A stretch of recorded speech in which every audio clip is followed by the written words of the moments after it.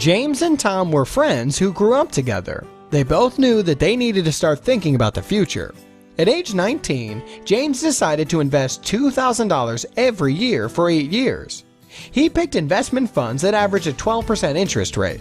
Then, at age 26, James stopped putting money into his investments, so he put a total of $16,000 into his investment funds.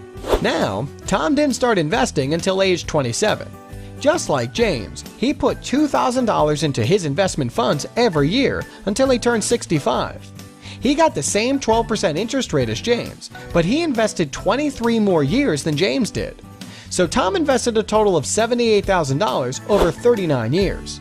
When both James and Tom turned 65, they decided to compare their investment accounts. Who do you think had more? James, with his total of $16,000 invested over 8 years, or Tom, who invested $78,000 over 39 years? Believe it or not, James came out ahead, $700,000 ahead. Tom had a total of $1,532,166, while James had a total of $2,288,996. How did he do it? Starting early is the key.